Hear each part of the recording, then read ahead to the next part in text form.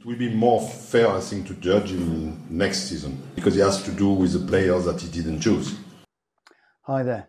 It's all gone quiet for Manchester United in the transfer market, with the signing of Bryan Mbeumo far from confirmed and the fear that we could lose out to Tottenham Hotspur once again, this time off the pitch, with the possibility of the Mbeumo deal being hijacked by Spurs now that they've installed Brentford's Thomas Frank as their new manager.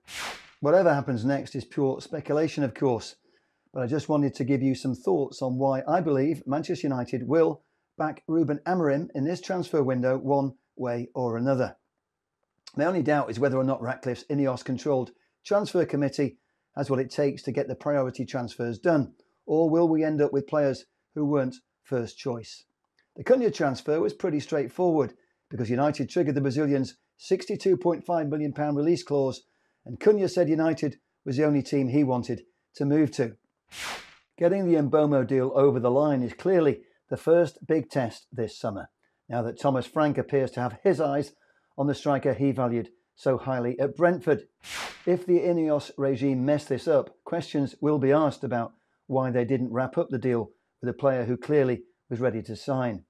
As United prepare for a season without European competition for only the second time since the Premier League began in 1992, United's circumstances have certainly made their transfer window more challenging than ever. But there is still good reason to believe United will make several big signings before the summer window is over. Whether or not they succeed in bringing Mbeumo to Old Trafford, they simply can't afford not to, as I'll explain before the end of this video. Despite finishing in an all-time low of 15th in the Premier League in a disaster season for Ruben Amorim, his words, not mine, United are still the biggest brand in global sport, with the biggest following, and still United are by far the most talked about football club in the world. For that reason alone, many players will always see the benefits of signing for Manchester United and playing in an iconic stadium in front of our incredible fans. MUFC is truly a unique football club. When you get down to the nitty-gritty, that's why Malcolm Glazer targeted Manchester United in the first place. 20 years on, sabotaged by woeful stewardship by the Glazer family, United appear to have hit rock bottom on the pitch. Compare the team Amorim inherited to any of the great teams assembled by Sir Alex Ferguson, or even pre-Premier League era, when Ron Atkinson turned United into a formidable cup-winning side. It's truly embarrassing how low standards have fallen. When the soon-to-be knighted David Beckham spoke recently about not liking what he's seeing at Old Trafford, I'm pretty sure he was talking about standards. The big question is, can Ruben Amorim fix what's broken at Manchester United? I'm definitely not writing Ruben off, but he's in a tricky position because on the evidence of what we've seen on the pitch so far, no, he can't. His record is the worst of any Manchester United manager in the Premier League era. Stubbornly trying to enforce a playing style that didn't suit the players, in my opinion, was a huge mistake. He could have waited until pre-season. But as I said, I'm not writing Ruben off, and we live in hope that a good transfer window and a decent pre-season will equip Amorim to hit the ground running come August. He certainly raised expectations with his promise that things will improve drastically. Today, after this disaster season, I want to tell you the good days are coming. To be so confident of success when the new season kicks off, Ruben Amorim must believe he will get the players he needs during this transfer window to transform United into a team to be taken seriously again. Because let's be honest, if we continue in the direction we were going before the season ended, he won't be in the job long enough to make his system work. There's no doubt in my mind a front three of Cunha, Gyokeres and Mbeumo would be one of the best in the Premier League if only Jason Wilcox and his transfer negotiators can make that happen. That would change everything. But we're a long way from achieving that goal as things stand, and Thomas Frank going to Spurs does concern me because he's already got a great working relationship with Bryan Mbeumo, and he could use that to Spurs' advantage, along with the lure of Champions League football and playing in one of the world's best stadiums. The only confidence I have is that Mbeumo is a big United fan. When he was captured on video on his way to Toronto a few days ago, he told fellow passengers he was confident of joining United. But deals have been hijacked before, none bigger than when Ferguson went on holiday thinking he'd signed Paul Gascoigne, but then Gazza was sweet-talked by the late Terry Venables. So let's wait and see what happens. You may be surprised to hear I do feel more optimistic about our chances in the upcoming transfer window than I did when we lost the Europa final, as I'll try to explain in a minute. Meantime, as Eric Cantona said when I filmed him a few weeks ago, we can't judge Ruben Amorim just yet. At the very least, he needs this transfer window. We have to wait. He did great things in Lisbon, and just came in the middle of the season, so he didn't choose a player. And I know he's unhappy about the player, so we have to wait this summer. Maybe in this summer, it will be more fair, I think, to judge him next season, because he has to do with the players that he didn't choose. As a United fan, I want Ruben to succeed, and I do like the way he talks to the fans when he's grilled by the media. But I do worry that his blind loyalty to a three at the back that relies so heavily on world-class wing-backs is too predictable and not really the United way. Personally, I've always loved seeing traditional wingers, and I've always been a fan of players with individual flair. But that's a sign of how football has changed. Today's teams are packed with big, strong athletes, and tactics are more important than talented players being given the licence to play by instinct. I can't imagine my boyhood hero Georgie Best tied down by a rigid system. It will definitely be interesting to see how Matheus Cunha fits into the Amorim system, because Cunha is a player who thrives when he's given more of a free role. I hope his arrival is a sign that Amorim can adapt and give United a less rigid formation than we've seen him try to enforce so far. One of my takeaways after watching a superb Sky Sports film with Thomas Frank yesterday was when the new Spurs boss spoke about how important it is for managers to adapt. It's ironic that Ange Postecoglou led Spurs to that Europa League final victory over Man United by being adaptable. Spurs had long since abandoned their gung-ho Ange ball tactics to largely park the bus in Ange's final match in charge in Bilbao.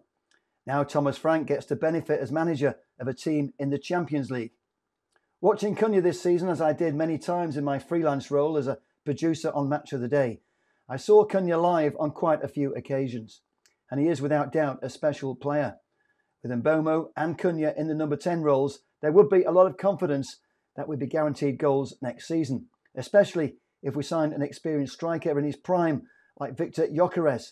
I don't have any new insight into how likely Gyokeres to United currently is, but that's the quality of signing United desperately need. And as I said earlier, I do believe the conditions are shaping up for United to make these types of signings. Despite previous fears the owners wouldn't have the funds to back Amorim after missing out on Champions League football, on the contrary, I think they've now got no choice. Losing to Spurs in that Europa final in Bilbao cost United at least £100 million by missing out on backdoor entry to the Champions League. With time to reflect on that sliding doors moment, I now believe that's exactly why United will splash the cash this summer. And the biggest reason is this: the longer it takes to get back into Europe, the more money it'll cost the club. And that makes it financially imperative to back the manager. The only option will be to get a new guy in who won't insist on carrying out major surgery that Amorim is banking on. But Ratcliffe and his Ineos masterminds have already staked their reputation on Ruben Amorim, and they can't afford his appointment to be another big mistake. Meantime, they know the further we fall behind our rivals, the more damaging it'll be to our brand, because sponsors demand success, and the minimum requirement in 2025 is playing in Europe. So the bottom line is this: the club simply have to back Ruben Amorim. They can't afford not to. And surprise, surprise, there is money available. Not because Ratcliffe has cut hundreds of jobs, not because he's made a series of penny-pinching cutbacks, but because the fears of breaching PSR and financial fair play rules were grossly overstated. Demonstrating what a complicated ownership model the Glazers have created, we now know that United's PSR calculations are based on the accounts filed by UK-registered business Red Football Limited, not the Manchester United business listed on the New York Stock Exchange. Manchester United plc is the parent company of Red Football Limited, but Manchester United is not an American company, despite being based on the New York Stock Exchange. The business is incorporated in the Cayman Islands, with its headquarters in Manchester. So, according to the latest figures, United are £100 million better off than previously thought when it comes to satisfying PSR rules. How the Premier League allowed all this to happen is another story for another day. But what it all means is that there's more room for manoeuvre in the transfer market than commentators were predicting. So that's good news, because Cunha alone, of course, is obviously not going to transform United into title contenders. Far from it. But having more money to spend is no guarantee we will spend it wisely based on our track record over recent years. And clearly there's not a bottomless pit either.